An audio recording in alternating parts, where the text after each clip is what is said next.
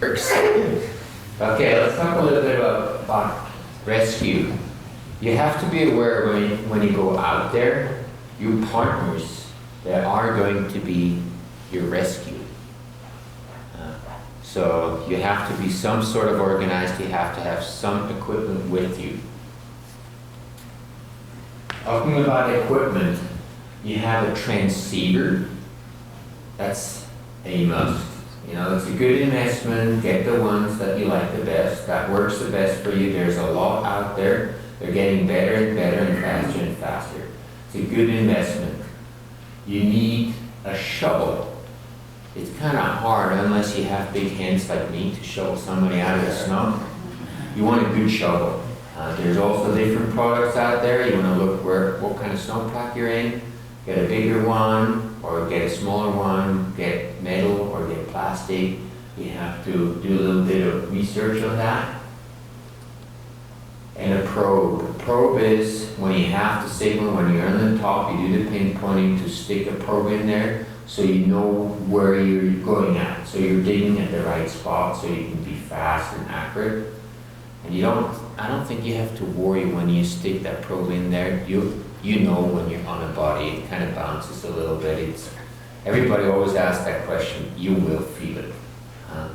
So this is your equipment that should be on everyone going into that country. So what else? Is that working? Yeah. There's group gear as well. Obviously you need a backpack because it's kind of tough to ski around and holding your shovel and a probe in your hands while you're skiing. But a first aid kit is a good idea. You probably want to bring a map so you know where you are. In case something happens, you can tell them where you are. If the fog comes in, you can find your way out. So an altimeter, compass is not a bad idea. Even if you just have a compass on your watch so you know what way you go out when you're fogged in, that's a good thing. Then you have my snow study kit in there so you can do a little observation. It doesn't have to be a full kit. A tarp or a BB sack, if you do have something happening, you can at least stay warm, or just wrap somebody into that blanket and pull them out. I carry a system with me too that I can build a sled. It doesn't take a hell of a lot, but if somebody's hurt and nobody can come and get you, you want to get to the trailhead, you just pack somebody on the skis and pull them out. So think about a little bit about group equipment. If you share that with your partners, that's not that heavy. As a professional, I always have to bring that stuff. But if you go on with your friends, I think you can share that a little bit and bring a little extra. And talking about extra, also bring enough warm clothing if you get stuck somewhere, so you can put a jacket on, some warm drink, extra hat and glove. That's the stuff that usually blows away. Windy, you're trying to adjust, and boom, it's gone. Just bring a little extra with you. I know light and fast and all that kind of stuff, but you don't want to get trapped out there in the cold. Just figuring out where you need to go and you don't have an extra layer on you, that can be really bad. I mean, you were out there today, it was cold, right? And clothing usually doesn't weigh so much. So when we're going to this beacon or transceiver, you need to practice. We have a good measurement. You go on a 50 to 50 yard and you put one beacon down in the snow, a couple of feet down, hidden away, and if you can find that under a minute, you're kind of good to go. There's a funny story. There's two brothers, the Banks brothers. They're actually from Crescent Butte. I was doing a course for the Mountain Guys Station in Aspen, and we did this drill. And those guys, they were really not good in finding the beacon. So I told them, man, we're going to ski only 20 degrees because I don't want to get buried. You guys never going to find me. So they're all bummed. Next morning, 7 o'clock, I'm driving through town and they have this meadow in the middle of Aspen. And 7 o'clock, the two Bank brothers are doing beacon drill, that kind of stuff. And my coffee here, so, brothers, how's it going? Oh, it's going great. We don't want to ski just 20 degrees, we're good now. So you've got to practice for that a little bit. So you need to check at the trailhead before you take off. So you need to turn it on, and then you turn it off. You don't just turn it on at the beginning of the season and then turn it off at the end of the season. I don't think the batteries last that long. And coming into this, a lot of people carry those beacons, and that's sort of what they do. You're always going to check it. I even check when we had a break or when I see people taking layers off and on and so on. I quickly check them again. I want to make sure they work. So this is a study that's being done by some Germans. 90% they do wear a beacon. I can't believe there's people who don't put one on, but what is a little disturbing is the 41% do not conduct a check. Basically, in other words, they don't even know if it works. And there's a friend of mine, Andrew McLean, and he's kind of known to ski steeper stuff. He's always been checking everybody else's beacon, and at the end of the season, somebody else did that job and checked him. His beacon only was getting a signal, but he was not sending a signal. That was an eye-opener for Andrew. So you want to really do that. I mean, look, 19% do not receive and transmitting test. I really think and encourage you to do that properly, as the manual says. Those tools are only as good as you are. There's other things you can take. This is an Avalanche.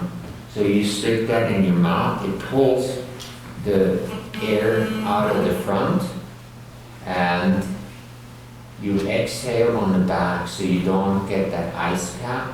And it buys you, depending on the snow, maybe an hour in the snow. So if your friends are not super fast, you have a little more time.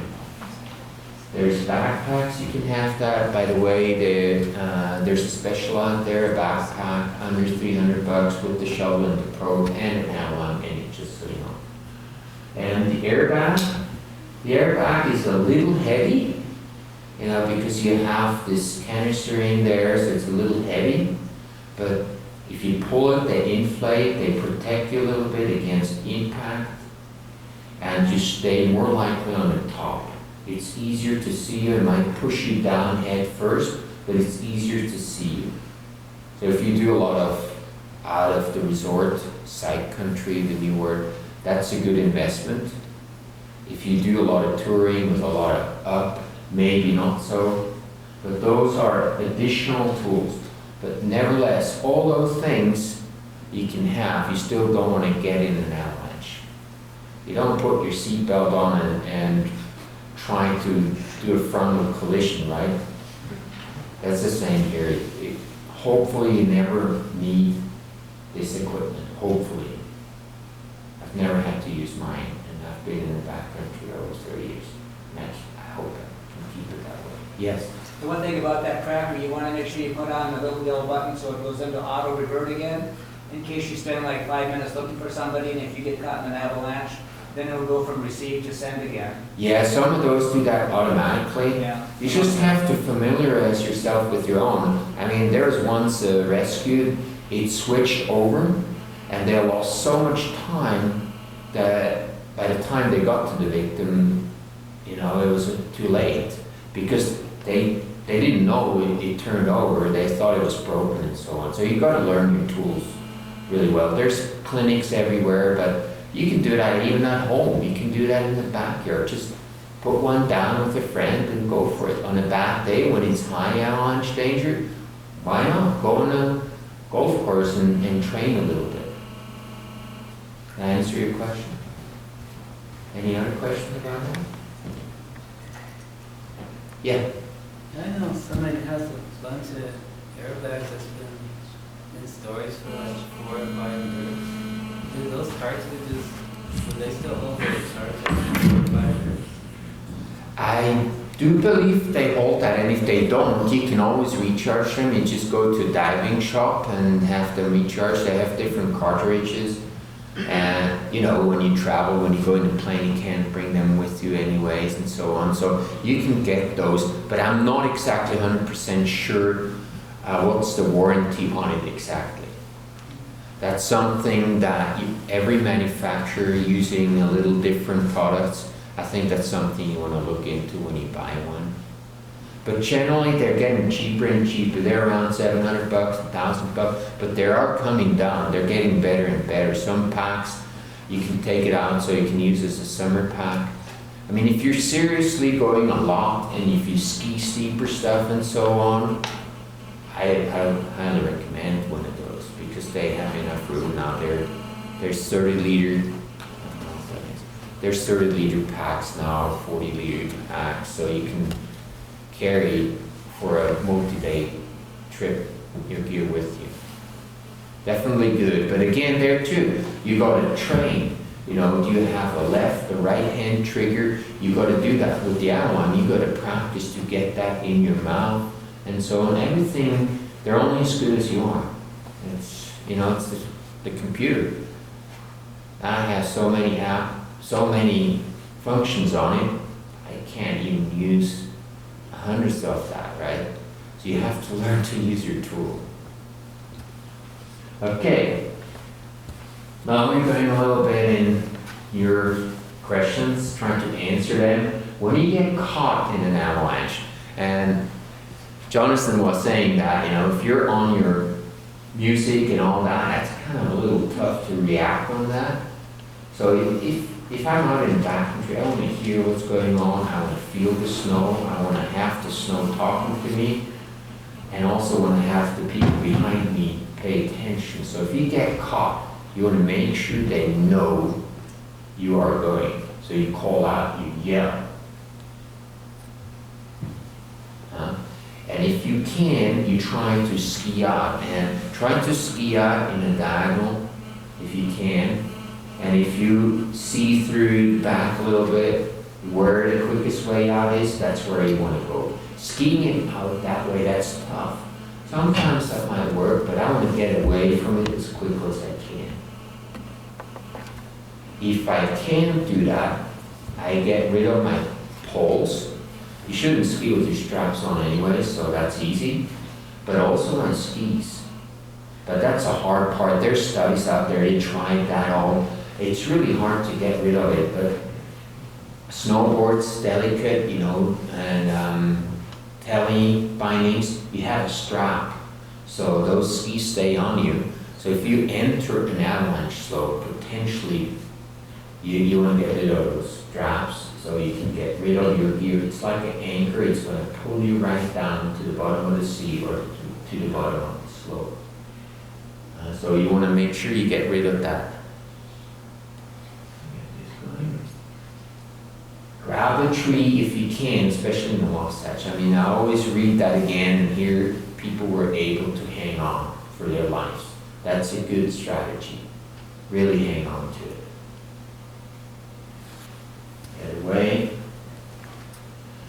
So, if you get all your gear away and you're taking a ride, you're trying to stay on top. But what you want to do is you want to get your feet in front, so when you hit something, you can absorb that. Does that make sense? You know, it used to be that swimming and all that. It's a little bit depending, but if you can, we call that sort of an embryo position. You're trying to really protect yourself of hitting something or absorb that. And when that avalanche slows down, you feel that it's slowing down, you can try to make the surface, if you can. The very most important thing is air pocket. Every little square inch is going to buy a minute or two, and that's really what makes it. So you really have to fight for a good air pocket.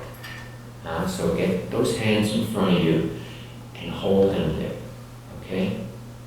Then all you have is trying to stay calm, relax, don't breathe up all your air you got. You only got so much, and hope your friends are good trained. Any questions to that? Yeah.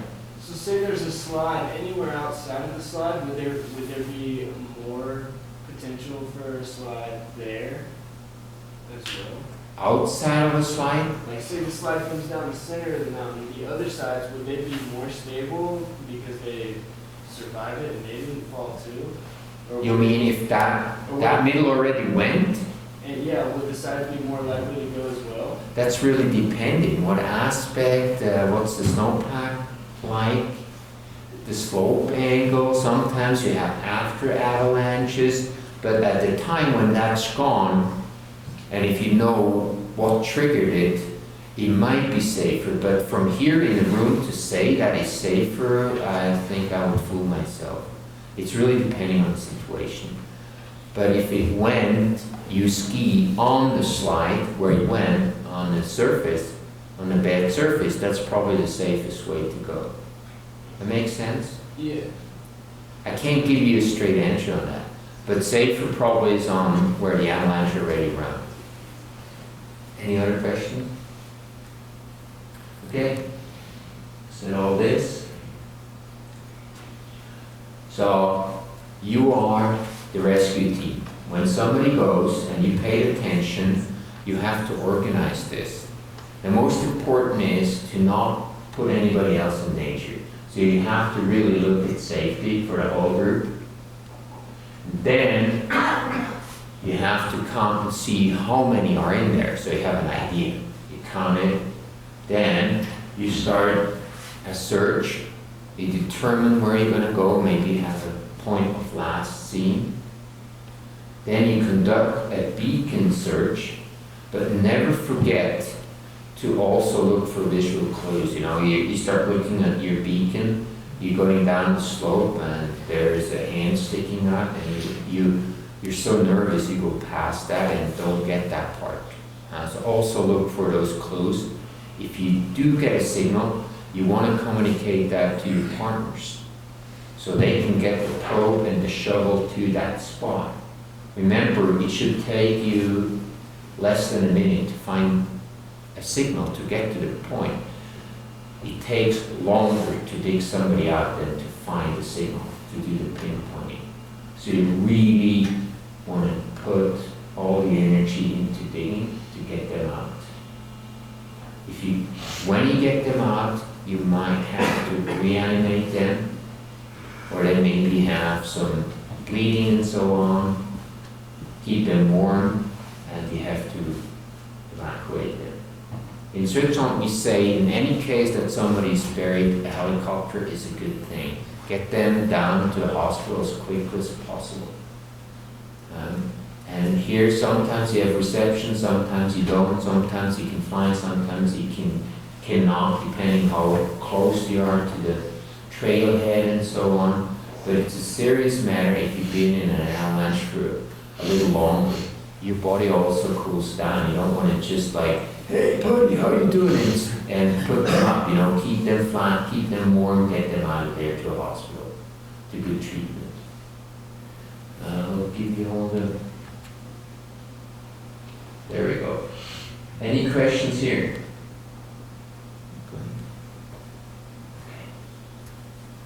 And that takes training. If you take a level 1, you train this. You go through the scenario and learn how to do that. And hopefully you never meet that. You train for the worst and you hope for the best, sort of. Huh?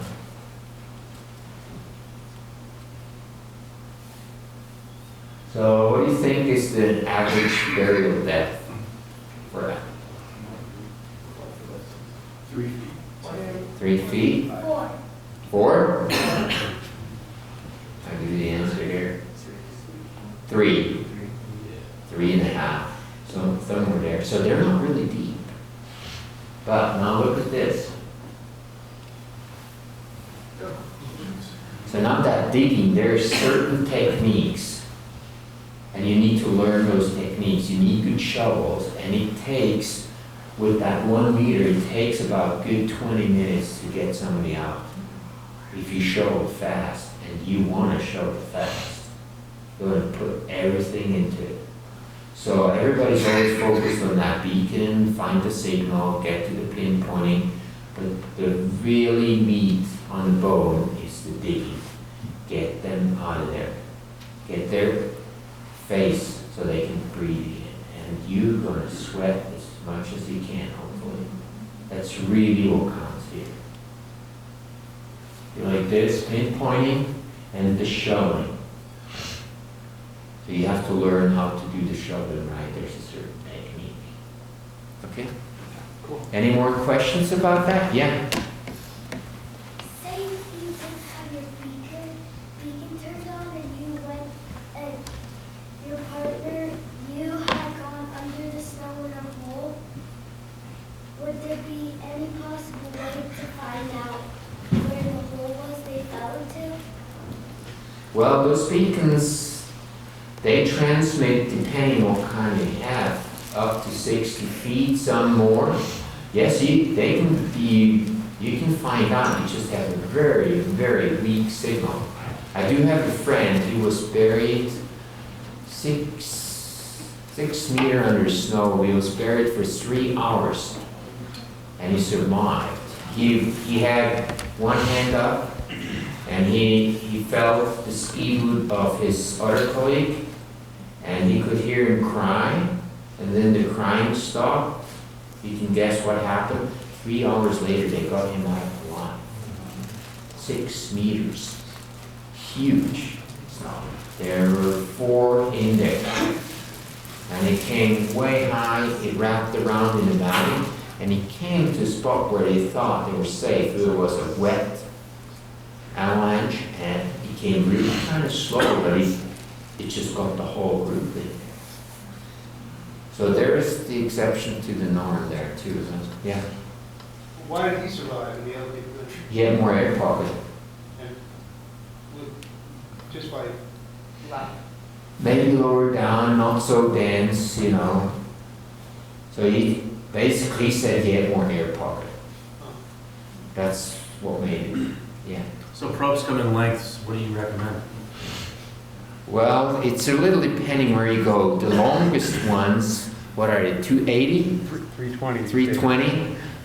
So I usually carry a long one. And some people even argue that the short one, you don't need a long one, because if they're that deep down, they're not going to be alive when you get to them anyways.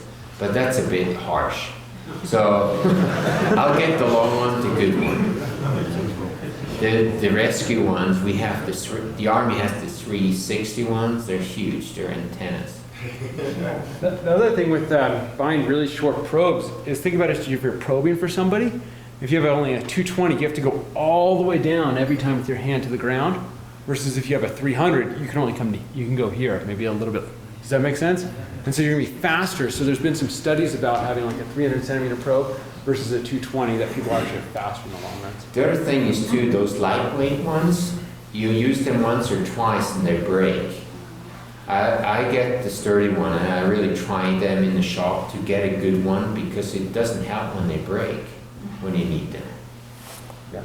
What if you have an air pocket, but the weight of the snow is holding your chest back? You can't expand. What does that mean? Bad luck.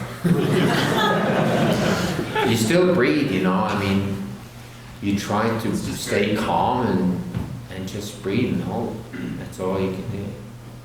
There's a little funny story I have for Lauterbrunnen. A long time ago, there was this farmer. He went to the barn and he was milking the cows. He had the milk on his backpack. He walks to his house and that big avalanche comes down and he gets buried. And his wife knows he's not coming home, you know, for dinner, and they go out and look. The whole village goes and looks. They're trying to find him for 2 days. They can't get him. This huge avalanche. They couldn't find him. On the 3rd day, they had the funeral. Well, this guy, he was able to get behind a big rock. So he had a huge air pocket. He had water or milk, So he took a little bit, he took the top off and he was shoveling himself out, but it did take him 3 days. So he got out and he went to his own funeral. And that's a true story. Yeah. Upon his comment, I mean, like, when you do get buried, is it kind of a smarter idea to hold your breath so your chest cavity is open? I mean, because if you're exhaling, if you do get packed in that cement, your chest is not going to be able to expand as much. I mean, You know, like, so my theory is, and thing is I've been caught in 2 avalanches, and we can sit here and talk about like, oh, do this, do that, cross stroke, hold your breath.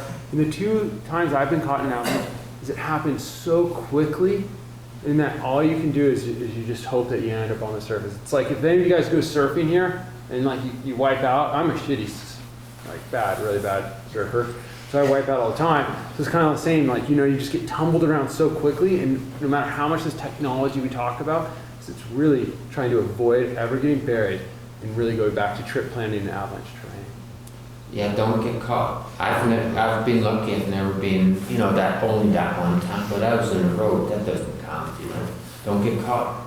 Even with everything, don't get in. Keep the head above the stove.